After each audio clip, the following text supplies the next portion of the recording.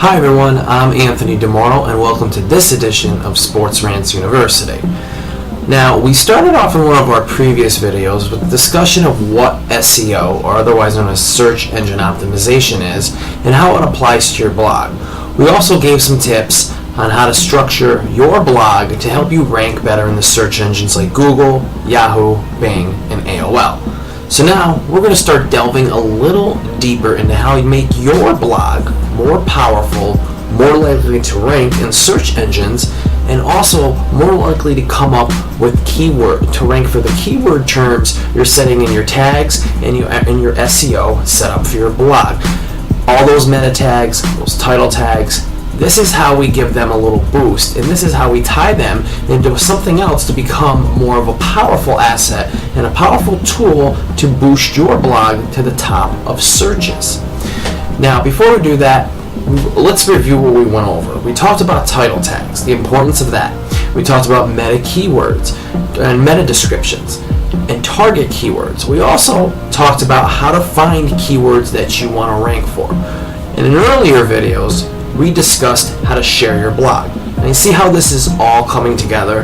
This is making you one powerful blogger and making your blog a powerful source of information. Now, you may be wondering, why do search engines rank certain sites over other websites? Well, that has layers of answers to it. And in a previous video, I discussed the power of link building as a source of being a factor in the search engine ranking results. Now, another factor in that is interlinking on your page. Not only structuring your SEO as I explained in the last video, but also setting up your links and linking to other websites. Now you see, Google, Yahoo, and Bing, they also take another thing into account when determining how their search engine results will line up. And you know what that is? They're looking for information resources. Google in particular loves informational resources. Let's say that you can put in any search term.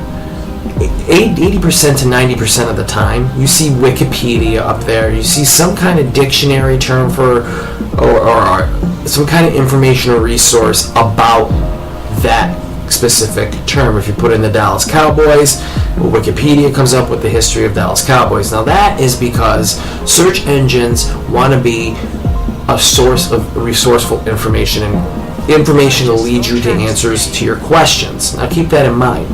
So with that being said, Google and other search engines really like sites that come across as informational resources. Not just sources of information, but also sources of information that provide other sources for that very topic. Now I know I'm saying sources of information a lot, but hopefully we're tying it together. Google assumes everybody is asking a search engine a question, and they want to give the most informative answer to that question. So there's actually a science to this. We're going to go through it. I'm going to show you how to go inside your blog, link up certain words in your blog to give that blog a boost, and I'll even show you how to find powerful links to utilize in your links within your blog. So without further ado, get your pad and paper, and you know what? Bring up a little notepad on your keyboard right now, because you're going to write down. I'll write down some of the stuff I'm going to outline. I'm going to outline something called search commands, and then we'll delve into that. But search commands are ways to really dig into search results on these search engines. So this is going to be a good one, guys. But you're going to need your notepad. So get them out and let's get started. Alright guys, as always, I'm going to use the SportsRantz University blog as an example. So let's all assume that this is your blog. Now, first step, we're going to talk about interlinking. So let's go to your dashboard. And once we get to your dashboard, let's assume that you just wrote a brand new blog post. So we're going to go to Posts. Now I'm just going to go back to one of my older posts that has a lot of content just for this example. I'll go back to my Problems with Blogspot and Blogger and Tumblr blogs. Alrighty, now this is an example I want plenty of content. Alright, first rule of thumb, and this is something you should take note. Rule number 1, always keep your article content between 250 words and above, and actually make that 300. Now, reason being, search engines only deem certain amount of information on these pages as valuable. Something with a quick sentence or two is going to have a lot tougher time ranking in search engines or being deemed as an informative resource. So with that being said, it's a nice rule of thumb to stick around 300 words or more, and you got a word count at the bottom of your article right here. This article's got 730 words in it. Alright, so we're going to go through, and let's say you're done writing your nice little article. Now let's just say the topic is, for instance, what my topic is right here. I'm going to use it. I'm talking about the problems with Blogspot and Blogger blogs on those websites here. So, there's 2 links. We're going to keep this limit between 2 and 4 interlinks in here. So, I want you to write this down and remember at least 2 and at the maximum 4 of interlinks on your page. And what I mean by interlinks are these are going to be links that are going to have nothing to do with anything on SportsRantz.com, your Twitter page. These are going to be other external resources that you're going to link in. And the reason why I want you guys to do this is because I want you to build a neighborhood of information. And what I mean by neighborhood is when Google, Yahoo, and Bing and search engines look at you and look at your website, they try to look at a neighborhood of information. That's why when you go on Wikipedia and you read a post, at the bottom, they have all their resources like a bibliography of information. This is a neighborhood of resources, and this is one of the main contributing factors in why Wikipedia is considered such a resource.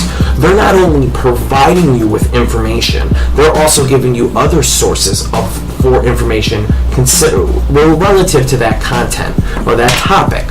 So with that in mind, you just don't want to like link to pages that are informative resources just for the sake that they're resources. You want to pick the really good ones out. You want to pick the ones that are going to help boost your blog.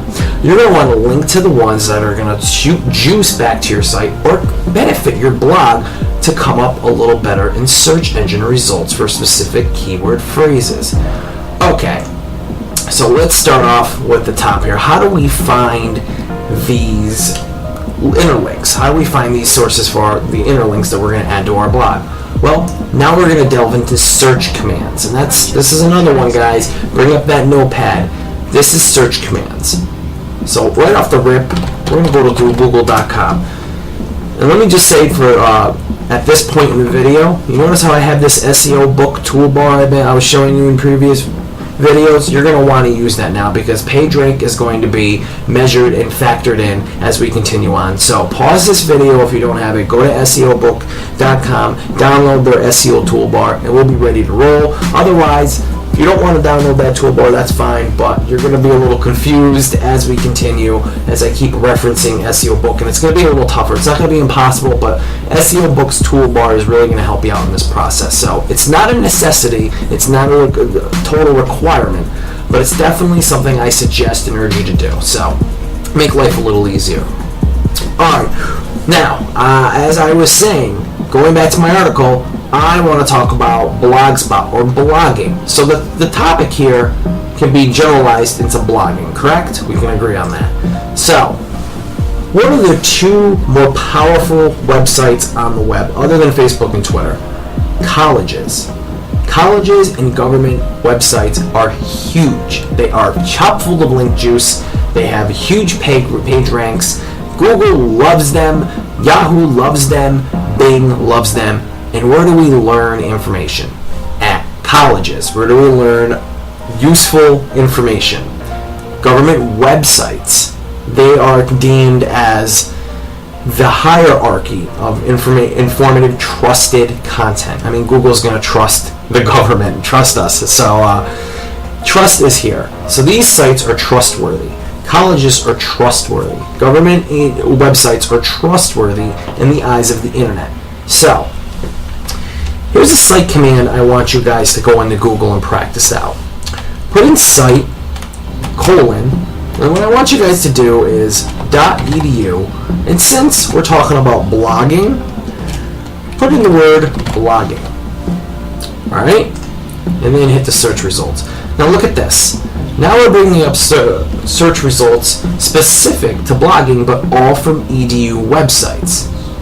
See how that came in? I narrowed my search dramatically. I don't have to dig through pages and pages of search results. I can take a look. And let's just take a look right here at one of my search results. Educational blogging.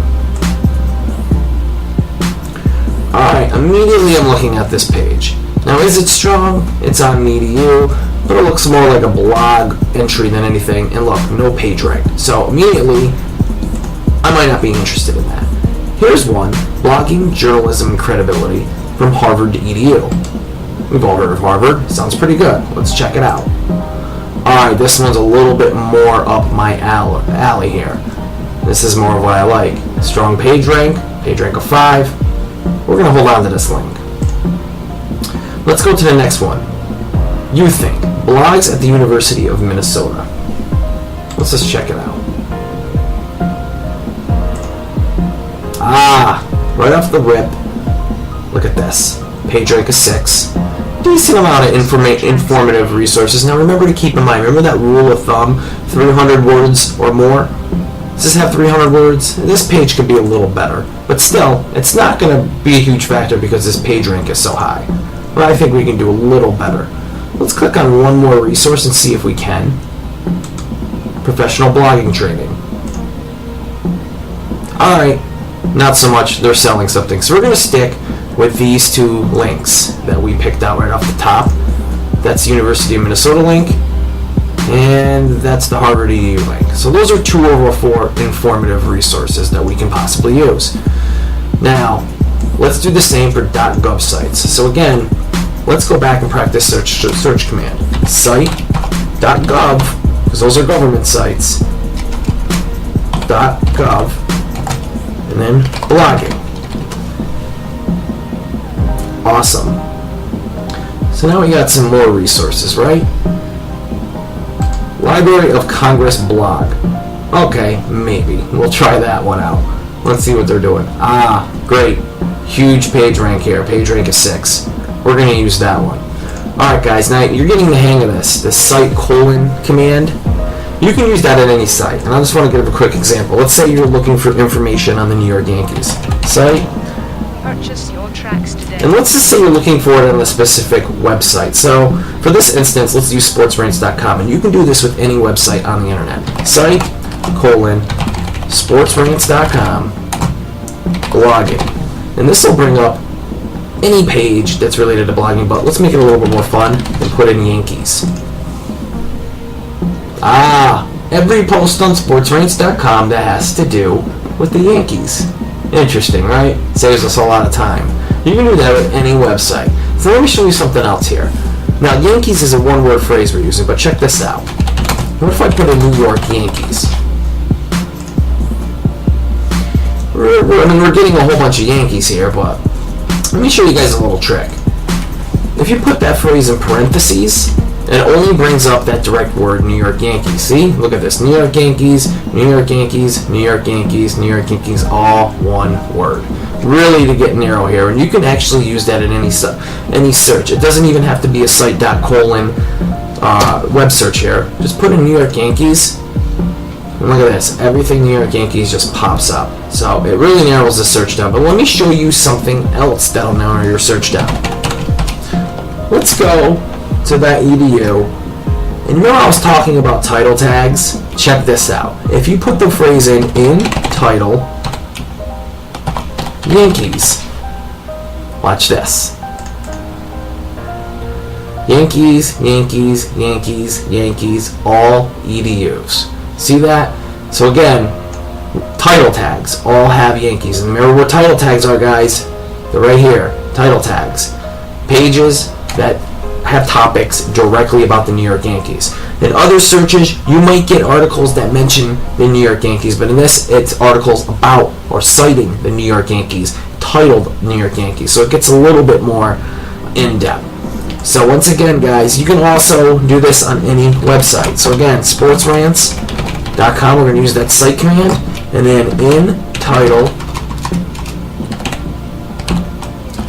Yankees. There we go. So you see how that works. Alright, so another informative resource, guys, is exactly that. Use some of these searches, find a website that is really, really good, and you can dig right in. And I know a lot of you can really expand this out. So play with these search commands a little bit. So site.edu, in title, and then parentheses New York Yankees. Look at that. All articles about the New York Yankees. Or how about this? History. I would actually put in this. Try this. Let's say you put in history of the New York Yankees. Look at this. All of these. Now sometimes these search results can't be pulled up, so try this. If you ever let's just say this search result didn't pull up anything too good. There's another way about it. Put in parentheses New York Yankees, and then put in history, not in parentheses. Purchase your tracks today. See? So there's a lot of ways you can play with these search commands, and they're quite handy. So guys, I hope, go back, remember these site commands. Let's go over them again. To look within a website, site, SportsRantz.com. Now if you just hit this, it's going to give you every page of that website. And we got over close to 20,000 pages on SportsRantz.com. Pretty cool, right? Now remember, if you're looking within a website, to put that search command in, and then a phrase like Yankees. If you really want to get specific, add the parentheses. And if you just want the topic or the articles about Sports Ranch, more than likely you're going to want to use this. Put in Yankees or New York Yankees, and you will get these results. Pretty cool, right? We think so. Alright, so how do we put these into your blogs? We found some of our informative resources. Let's apply them. Grab any word in here. Grab while. We're going to grab a government link. We're going to go right in. We're going to link it up. And boom. Purchase your tracks today. Now we got one informative resource link. Alright, so there's another one. Let's throw in our second one. Now remember guys, another rule. Keep your links spread out. Now these are called co-citation links. They're co-citation, they're co-power links. So think that's the phrase co-citation link. So we're going to add our co-citation link, which is our informative links, our interlinking, or co-citations in our article, but space them out. And then I want you guys to do one of your co-citation links. Let's say, remember the keywords we were talking about earlier? Let's just say blog about sports was one of my phrases. I'm just going to link it into my website and just say, alright, yeah, this is one of the terms I want to rank for on SportsRantz University. Go either a word over or two words over and link one of these words as one of your co-citations. Preferably, guys, a .edu or .gov, just for a little extra boost. Update it.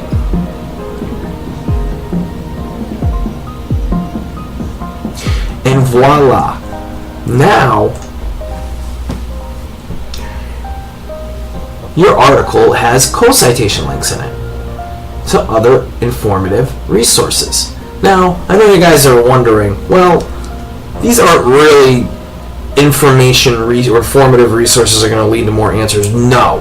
And that's not the entire point here. Now, you can throw something in if you're talking about the Yankees to Yankees.com or your articles, which I do suggest doing. But the theory behind this and the point I'm making behind this is because we want to tell the search engines that we're a strong informative resource. So as I talked about before, search engines see everything as a neighborhood, and we want your blog to look like it's in a neighborhood of other strong informative resources. Hence why I'm putting a lot of emphasis on .edus and .govs, because they're some of the more trusted websites for informative resources on the web, and they always rank high, and they have tons of page rank. So that's tons of power that can be going to your blog, and it's going to help you out in your SEO and rankings for your blog. And I'm telling you guys, I guarantee you, I've been in this stuff for close to 10 years. There's not a lot of people out there, and there's not a lot of websites out there that employ this type of SEO. You are going to be heads and shoulders above the competition. It's why other blogs on SportsRantz.com are getting noticed. This has been structured. Use that structure as power. If you work at it, guys, you will see results. Pick your keywords wisely. Make a list. Remember, there's two different keywords. There's the short tail, and I just want to show you this real quick. Here's another rule. Short tail keyword phrases. Let's go back to google.com. I'll give you one example of that. This is a short tail. Sports blogs. That's a short tail. Anything from 1 to 2 words is a short tail keyword phrase. Even 3-word, like sports blog directory right here, that could be a short-term phrase. Long tail phrase, sports blogs directory websites, or websites or sports blogs or sports teams. That's a long tail. Anything more than 3 words is a long tail phrase, and these are, look at this, these are a little bit easier to rank for, so go for longer tail first. I mean, a fan's blog, I mean, and don't go too long. I mean, this, who's going to want to rank for this? A fan's blog about the New York Yankees. That's way too long. Nobody's ever going to put in these search terms, and I just spelled that wrong, but some people do. So try to knock out some long tail phrases. I would say the most go is probably 5 words at the most. At the most 5 words. That's stretching it, but keep it 4. And guys, this is always a good key. We're going to get into this with localizing your search phrases, but I hope this helps you out big time. And I really hope you guys wrote everything down.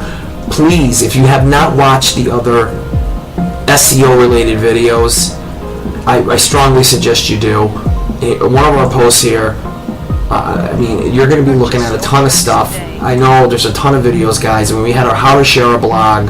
We had a ton of stuff on here. Go back and reread this stuff. SEO is a science. If you guys get good at it, and you guys get good at understanding the basic principles of SEO, you're going to make waves with your blog over time. Remember, I stress this in every video. Consistency and hard work will pay off here. If you're consistent, you put up good content, you structure it well with SEO, people will see it eventually. Be consistent. It takes time with these things. Trust me, if everybody had a secret formula for making things work quick on search ranking results, it would be out there. And there is, but search engines penalize that stuff, and you don't want to be penalized. You want to do things the right way. So make your site quality, make it rank. I'm telling you guys, valuable information. So remember, I'm just going to say this one more time. Go back to the first. If you're a little confused, go back and watch what SEO is and how to apply it to your blog. Watch that class, and then rewatch this. Remember, bookmark this, guys. But that's it for me. And we'll continue on in the future, and happy blogging, everybody.